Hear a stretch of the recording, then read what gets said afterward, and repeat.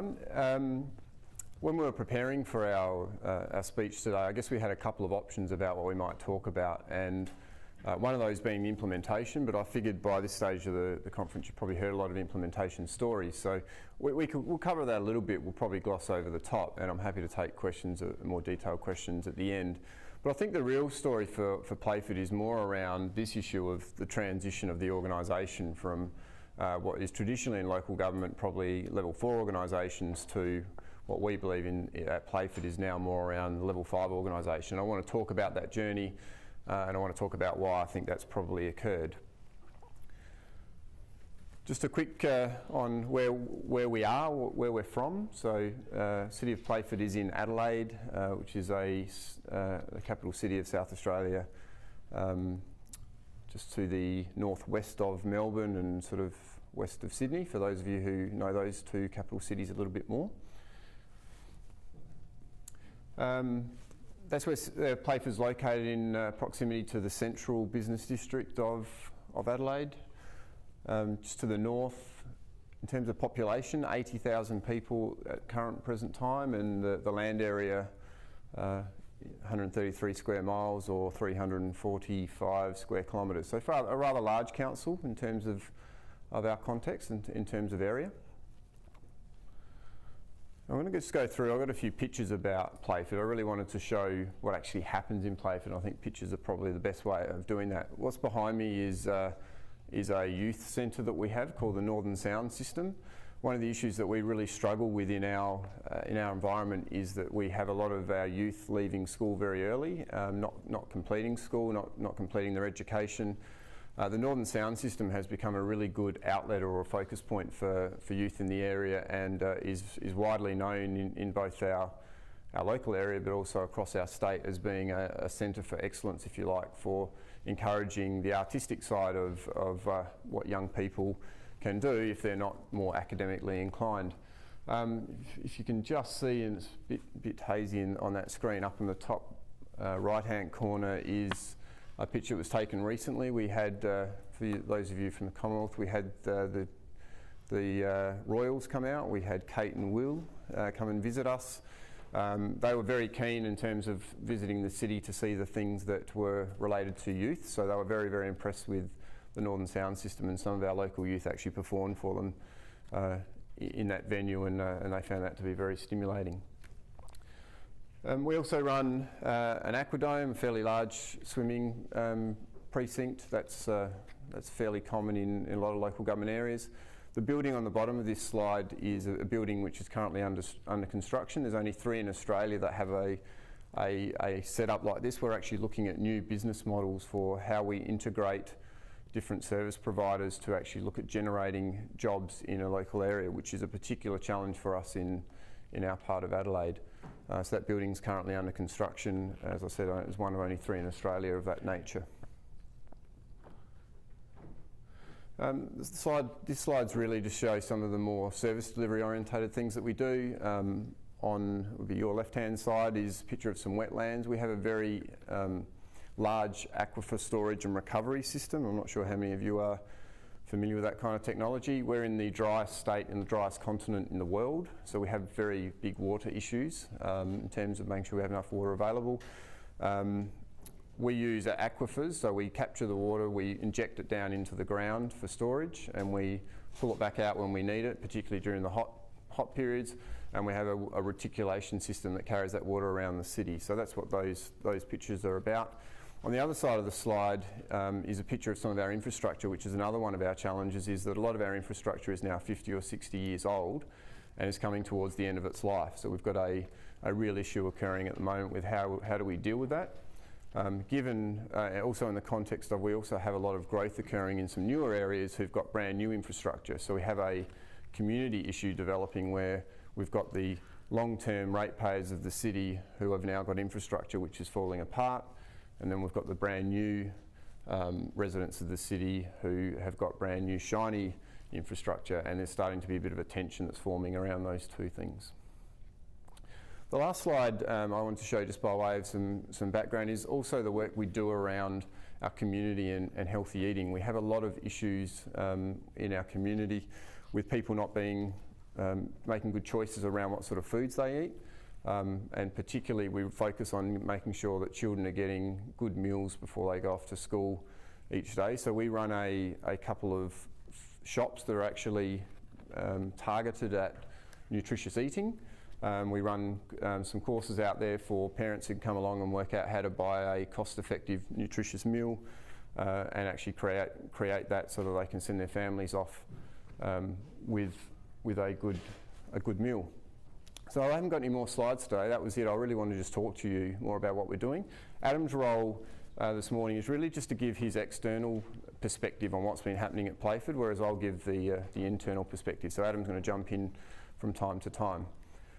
As I said earlier, most local government really in the South Australian context and probably more broadly across Australia are really level 4 organisations. They have their local area that they look after. Their sphere of influence and their sphere of thinking really doesn't go much beyond that. And for that reason that most of those organisations are structured accordingly. Playford's a little bit different. We actually have a different view to how we deal with our organisation, led largely by our visionary CEO, who Andrew spoke about in his introduction, who he met some time ago. Our CEO looks at things quite differently, and today I really want to talk about how that journey has unfolded for us over time. So what's different about Playford? So the things that are different for us is that we've developed a community plan with our community. Lots of organisations, lots of local government organisations just focus on their planning and what they actually have to deliver. We've actually gone out and facilitated the generation of a community plan, which is where the community aspires to be in 30 years' time. So to be clear, it's not a 30-year plan for our organisation, it's a 30-year plan for our community. So we've gone out and we've facilitated that, we've engaged the relevant stakeholders, and we've now pulled that together as the community's aspiration about where it would like to be in 30 years' time. I'm not aware of any other councils in Australia that have one of those. There might be, but there certainly wouldn't be very many. That's something different that we do at Playford. The other thing that we've done, I guess, in responding to that is we've created a 10-year strategic plan. Most strategic plans of local government organisations tend to be 5 years. Our election cycles are 4 years. It's very hard to get anything done beyond that period of time due to the election cycle. We've got a 10-year strategic plan, and the 10-year strategic plan for our organisation really seeks to respond to the 30-year community plan and talks about where do we need to go as an organisation in the next 10 years to start contributing towards the delivery of that longer-term community plan. This was one of the points where we had one of the initial discussions when people first start to see about the levels of work and the time span concept. Okay, 30-year plan, people start doing the maths, therefore we're level 7, but hang on, we can't be 7 levels, that seems crazy, and trying to work through what that means. And that's where we started to draw that distinction between, we might be trying to get somewhere, some sort of future idea, but the actual work itself wasn't going for anything more than 10 years. So drawing that distinction. One thing we often describe it as is dragging that right column in Excel and then clicking on it and then just pulling it all the way across until you get to 2070. That doesn't suddenly make your level of work go up. That's not actually work, that's just called extrapolation. Whereas if you can say to someone, what's it going to look like in 2016? And they can articulate it. What's it going to look like in 2018? They can articulate it. What's it going to look like in 2032? So you can see we now know the work hasn't gone there. That's kind of an idea. So that's one of the things that we do when we help clients. It was good to be able to work through that with Playford in terms of the difference between the idea versus the actual work that was required. Do you mind asking questions in between? Okay. I'm just curious, from that perspective, because often who does your local infrastructure planning, for instance, where the city is expanding to, how the infrastructure adjusts to that, where hospitals are going up, major roads are going up, electrical, kind of power supply units. Is that not beyond the 10-year kind of planning cycle? So that, I guess, the tier of government that does that in our environment is the state government. So they have a 30-year plan which does exactly what you're talking about. Yep. So the other thing that Playford does is, or the other approach we take is we take the approach with the government of Playford, meaning that we actually seek to play all the role that a government would play in a state context without trying to deliver some of the state services. Our CEO likes to say we stick our nose into everything, which is true. So if there's a local issue, rather than saying, well, that's a state issue or that's a federal issue, we take the view that we're going to stick our nose into it on behalf of our community and become advocates. If we don't have an active seat at the table, we will become an advocate for our community. And we generally try and get a seat around the table if we can. And there was a very recent example for us. General Motors Holden, who have a car manufacturing plant in our city, been a long-term large employer of people in our region. The announcement was made fairly recently that will be closing down in 2017. There's obviously lots of issues that come from that, particularly for a region which is already struggling with unemployment. So we've taken the position that we actually want a seat at the table with respect to that. It's not our issue to resolve that General Motors Holden, who are based in the US, have made a decision that locally they're going to close one of their plants. We're not going to change that.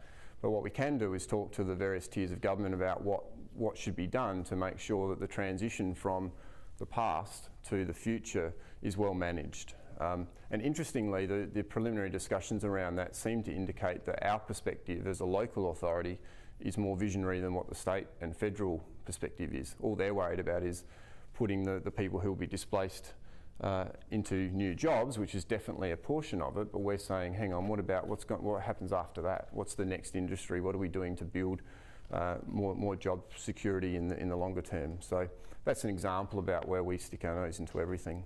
That was the other way we could tell that what we were dealing with was an organisation looking to get to level 5. So not just the time span, but the fact that we're now talking the language of intent. That comment that Tim had made, that we want to be the government of Playford, that says what we are. That's declarative. We are this.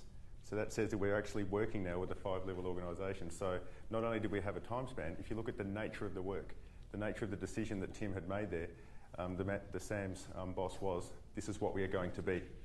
That now requires a 5-level organisation if you're going to be delivering work of that nature. So it correlated with both time span and using the nature of the work, which showed us that we're looking to create a level 5 organisation. We're also developing a fairly unique business model. We have 4 business units. 2 of them are more traditional in terms of a planning function, what's happening in the future, and a delivery function in terms of what's happening today. We've also taken our other 2 business units, which are really around our asset management and our corporate service delivery, and we've said, well, maybe they're better off actually if they're separated from the organisation and become their own organisations of a kind, and we actually ask them to actually act more commercially. So at the moment they're being funded by the ratepayers of the city. We're saying, well, there's lots of potential asset that we could leverage off from there, whether it's service provision through corporate services or whether it's managing our assets. And trying to actually use them more as a commercial entity that actually support themselves financially. That's quite unique, again, in the local government context. There's certainly no one else in South Australia doing that. I think it's fairly limited across Australia. The last factor I want to talk about in terms of, well, I guess what's different from us is there's 600 councils, I think, in Australia, and we're the 12th fastest growing in Australia in terms of population growth. So that 80,000 I showed before is projected to double to 160,000 in the next 30 years, which is quite rapid growth. Some of the councils which are higher than us tend to be in the CBD areas where we're seeing a lot of people moving back into CBD areas. So the only council in South Australia that's got a faster growth rate than us is our actual city council right in the middle, where people are moving back and living in apartments in the city, etc. So that's what's happened in terms of the story of what's different about Playford. We now need to talk about, I guess, the structural change. So how do you set up your organisation to deal with that? And Adam's already spoken about moving to the 5 levels of work. We went on quite a structural journey. So when this started, probably for our CEO 2.5 years ago, there were some pressing issues that he needed to deal with at the time. Now, I know he'd become exposed to RO at that time, but it wasn't in his mind the right time, or he didn't think he had the time to actually implement levels of work and requisite principles in a more detailed way. So instinctively, he sort of had a go at it himself, and he created the 4 business unit model. And he then developed a concept which really came out in terms of saying we will have kind of 2 types of managers. We'll have people managers and we'll have the technical specialist element.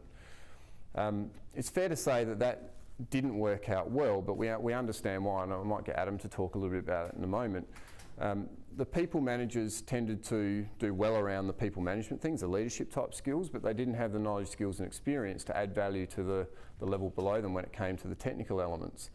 The technical specialists obviously added value with respect to the technical elements of the roles, but then they didn't bring with them necessarily leadership skills. So we found ourselves in a real issue where some areas were doing really well on the technical side, some were doing really well on the leadership style, but across the board it wasn't working particularly well, and we were starting to realise the issues around that.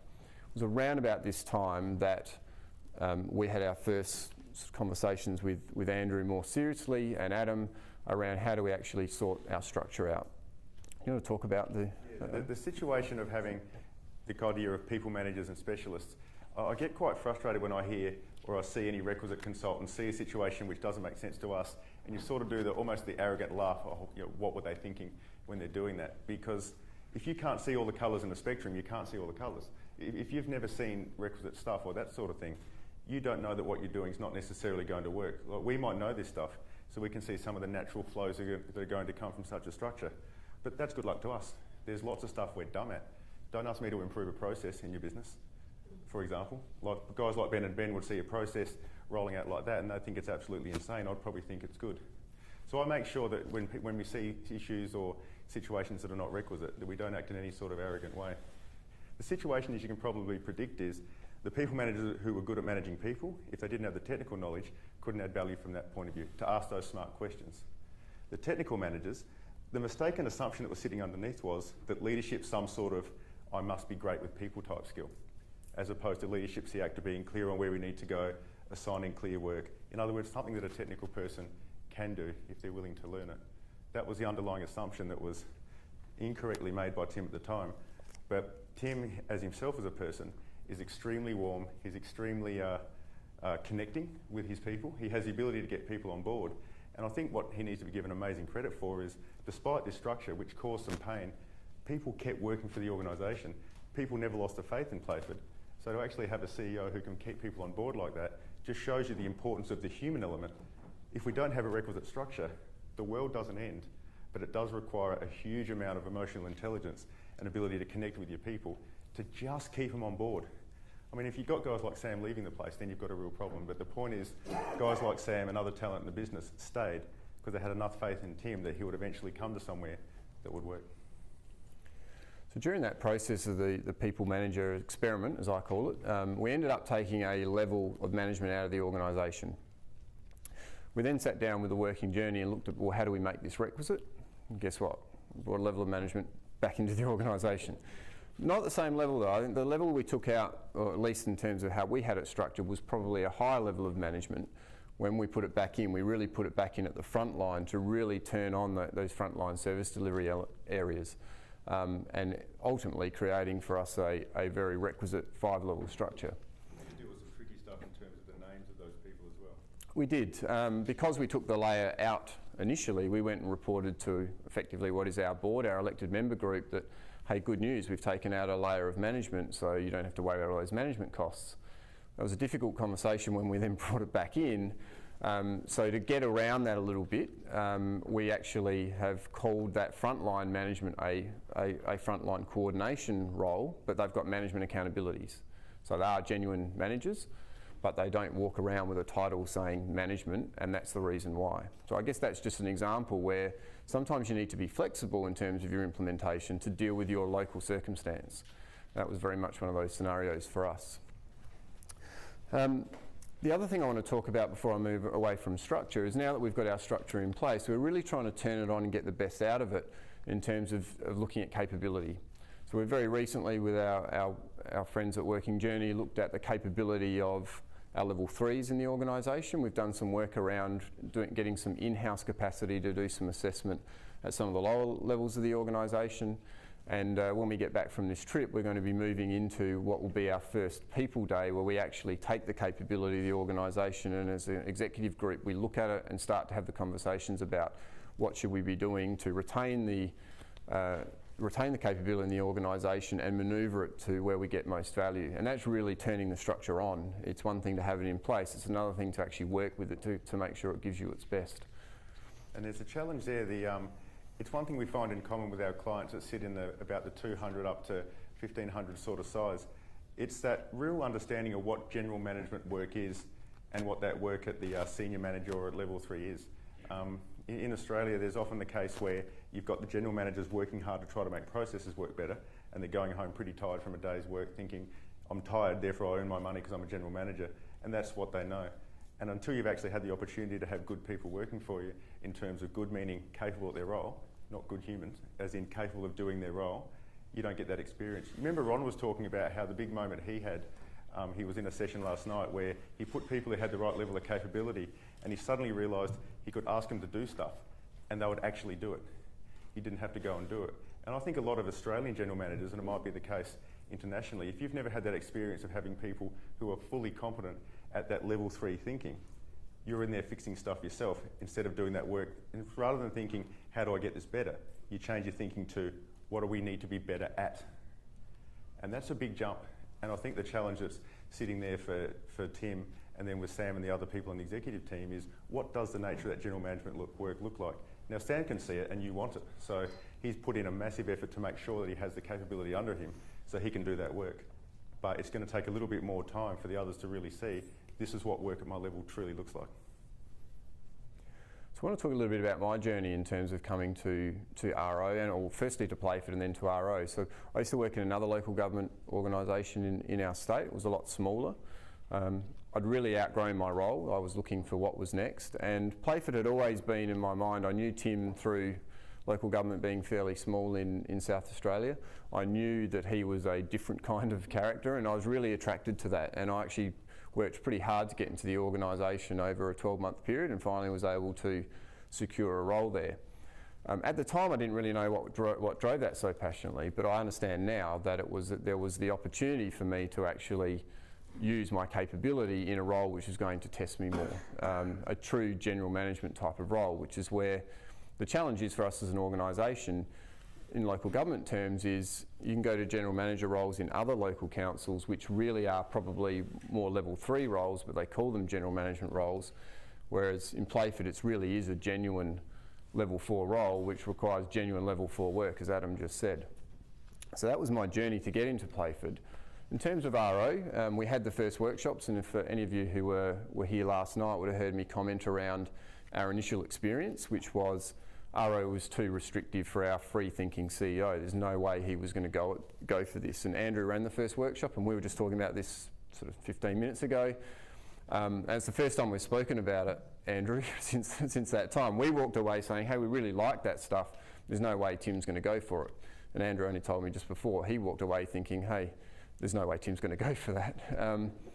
So what happened is it sort of lulled down a little bit. I know Tim went away, and in Tim's natural fashion, he said, while I'm away, you guys sort out what you want to do. So I remember sitting around the table with the executive group, and we started to look at picking at bits that we actually thought Tim might go for in terms of requisite principles. Didn't take me too long to realise that wasn't really a great idea, and that we're talking about a work system here, and a work system where you need to have all the components together. Picking bits and pieces, whilst you might get some value, you won't get the full value of turning it on as a system. But where it really hit the road for me was when Adam came in to do some further work with me around my business unit and my structure, and it just happened to come at the right time, I think, for me. I was getting really, really frustrated that I couldn't get things working, no matter how much effort I was putting into it. I sat down with Adam, and within probably an hour, he had me hooked in terms of how we can actually turn this thing on and make it happen. It wasn't long after that I went to Tim when Tim came back, and I said, Tim, this RO stuff is really good. It's going to work for us. Make me accountable for it, and I'll drive it through the organisation, which is what's happened ultimately. So Tim and I work really well together. Tim's happy to do the work he needs to do as the CEO to make sure the organisation understands that this is important.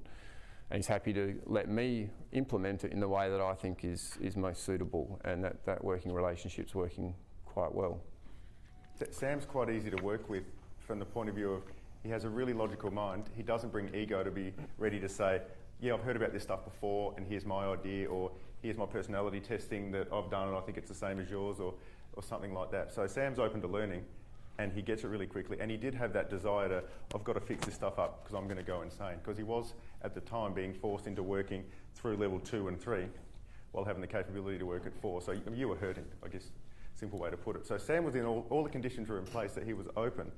So it doesn't take long to go through the concept of, so if we can get the guys underneath you, that you can assign them things that are going to take 18 months, 2 years, and you can just say, fix that, that's your job, and then your job becomes work out what you want fixed next. How does that sound? You can see to someone like Sam, well, that sounds pretty good. But Sam's got that sort of logical mind that can line it up. If you don't have that sort of logical mind, it would be a different experience. But then maybe we'd have to start talking about this can really make your people come to life, or this can be a way that other things can happen. So we've found it's been a different experience. There's 4 executives on, like Sam's one of 4 executives plus Tim, and it's been a different experience with each executive. One of the other ones who's quite, how would you describe this guy? He's got sort of long flowing hair, a goatee. He drives a ute or a truck, as it would be called, yet he's got a sort of a financy numbers type background, and he loves a bit of theory. So he sort of didn't seem to be grabbing onto it at all. And then we're in a meeting room with him, and he's got one of his new finance director in. And the finance director says, yeah, I like some of this stuff, and I've got some other things I'm going to use, so I might not use all of it. And this guy says, you don't get to choose whether you use it, mate, any more than you can choose, I'm just going to put furniture onto the ceiling, and it's just going to stay there. It's going to fall down, because this is the laws of physics. And I wanted to give this general manager a hug. I'm like, oh man, that's unbelievable. Now, of course, in terms of implementing it, he's done bits of it. So this guy loves the theory, he loves the concept. He's actually kind of, in a weird way, a bigger fan than Sam. But Sam has a way of being able to say, this is what we need to do next. So it's been an interesting experience. Above the whole thing, there's been Tim, the visionary CEO, who's basically sort of cottoned onto the idea of, this stuff will allow me to do my vision stuff. So please, Sam, make it happen. And that's basically been the way that it's worked in the organisation. I think the real learning for me, the bit that really got me early on was, I was operating in a managerial hierarchy where the levels of management were just another level of escalation for the issues today. And I think there's a lot of that goes on in organisations, particularly in local government. So if you're working at the 3rd or 4th level, particularly if you're in a service delivery environment, you just become the 3rd or 4th level of dealing with complaints and issues. But that's not what the real work is. And it was when I had what really turned it on for me was when I understood, well, that's actually not my work at level 4. My work is to set up a system that deals with that. My work is to focus on what I need to do, which I was trying to do, but it's hard to do that when you're dealing with the issues that are being escalated from today. And that was the thing that really got it for me.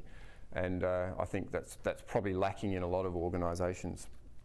So I'd just like to sort of finish up with talking about, so what's actually happening in Playford now as a result of this? What are some of the success stories, and also what are some of the challenges? One of our success stories is we run an efficiency and effectiveness program, which is actually that big piece of work, if you remember what I said about structure, that was what was getting in the way of us doing RO probably 2.5, 3 years ago, as we had our council gave us a 9% reduction in operating cost target over 5 years. We thought probably 5% was probably what the target should be, but of course they thought, no, we want to put some higher measures in place. So they've set us a target of 9% over 5 years, which for us translates to about $9 million. So we have to pull $9 million out of our business whilst retaining service levels.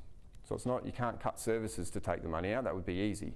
We need to deliver the same services in 5 years' time as we were at the start of the program for $9 million less. So that's been our challenge. We're now at year 3, and we've taken $5 million out of the business and maintained service standards, which is a really good news story. So 2 years to go, we have another $4 million to find, and it's getting harder because we've picked some of the low-hanging fruit, but that's some of the success story that we've got.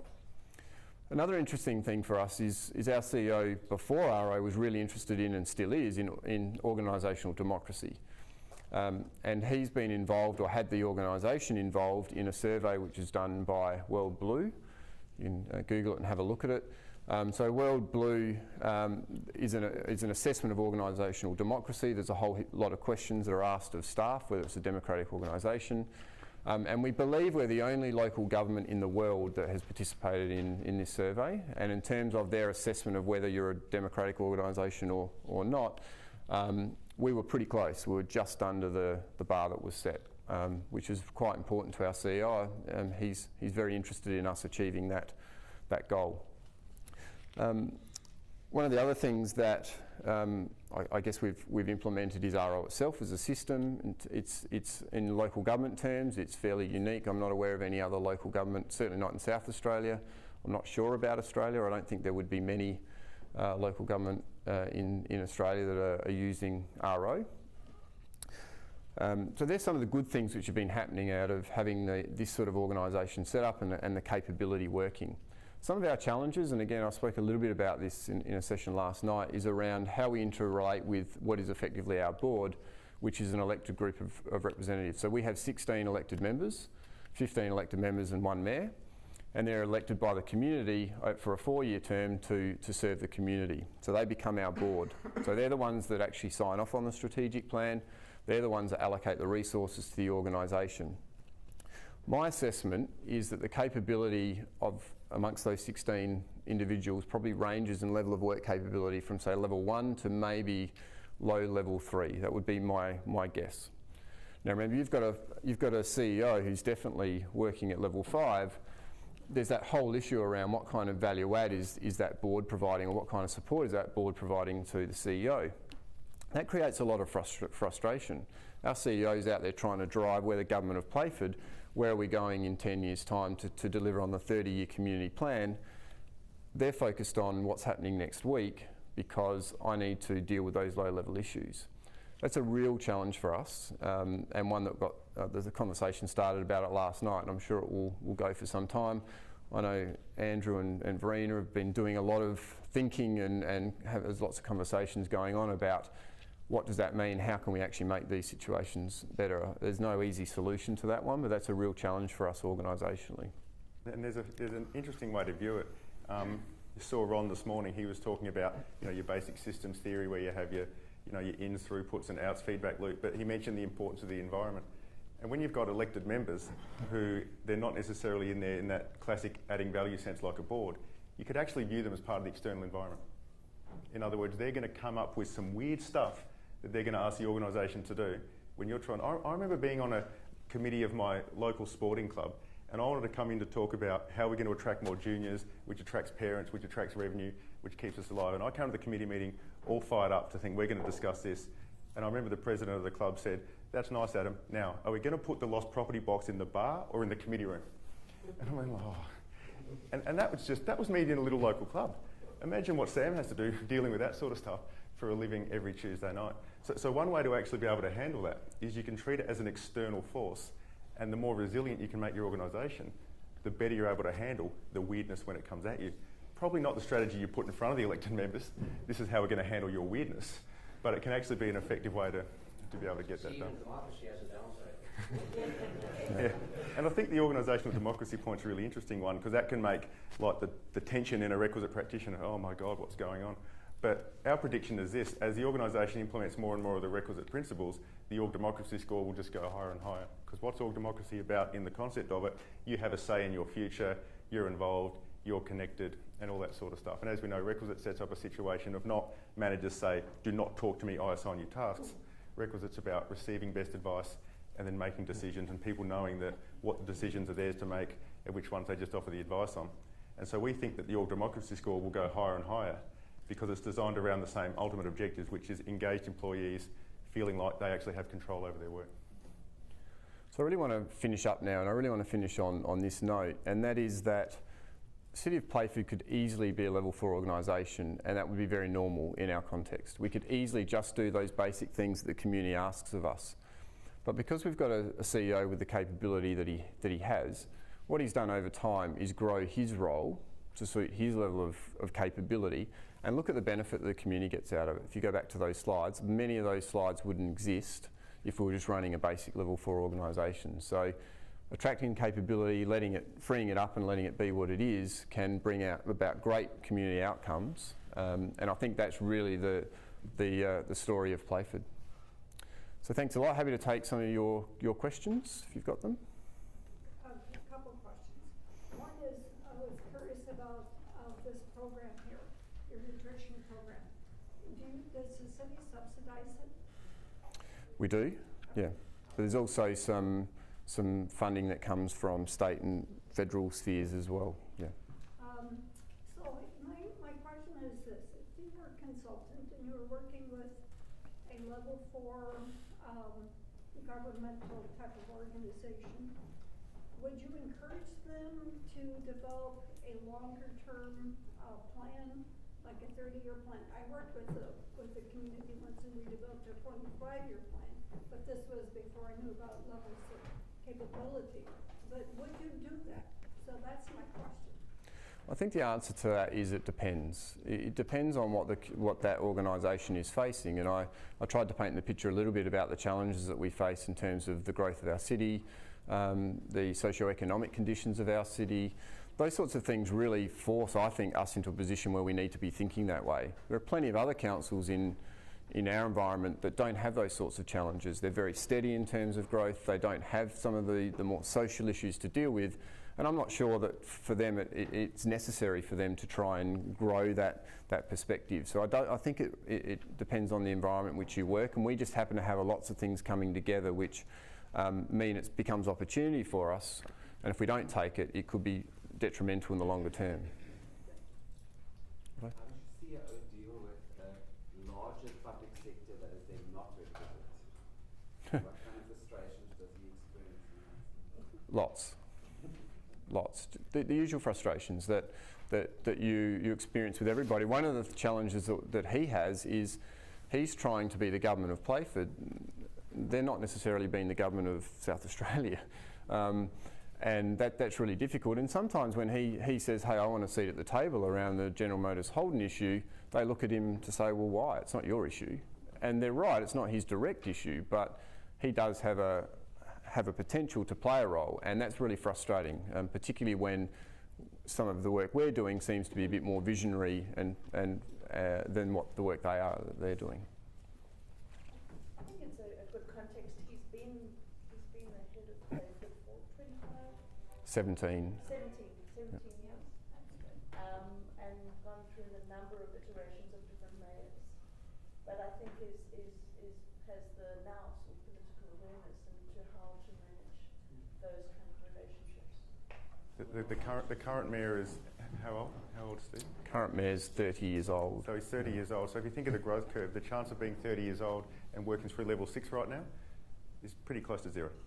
So that means that's just a definitional thing, which is the nature of government, and that's one of the things that gets handled. Have you got a sense of the capacity and ability of the current mayor? Because the mayor and the kind of senior official in the city is very tight relationship. Absolutely, and I think he's certainly at the higher end of capability amongst the group. I suspect he's potentially at level 3, maybe high level 2 would be my estimate. I'm not a professional in terms of that, it's just my judgment on what I see. Having said that, he's still very much a politician. He's still very much focused on the elections that we've got coming up in October, and that won't change. Once we get through that, he might lift his vision for a period of time and look out, but we will only have a window of probably 3 years to make some significant change. So it's very much a challenge for the CEO to work with the mayor, and you're right, that's a very, very important relationship. And look, they certainly work hard at that, and I think it works okay. Well, I would have to guess that the city Playford is doing a good job of meeting some of those shorter term needs that your population deem important, and that really wins you, the license to work on the longer term as well. That's a really good observation, and that's exactly how I see it. My business unit is the one that has most of the dealings with making sure that today is operating well, and I always talk to them about it in those terms, is if we do what we do well, then we've got half a chance of looking into the future. If we don't, we'll never get to the future. Thank you. Thank you.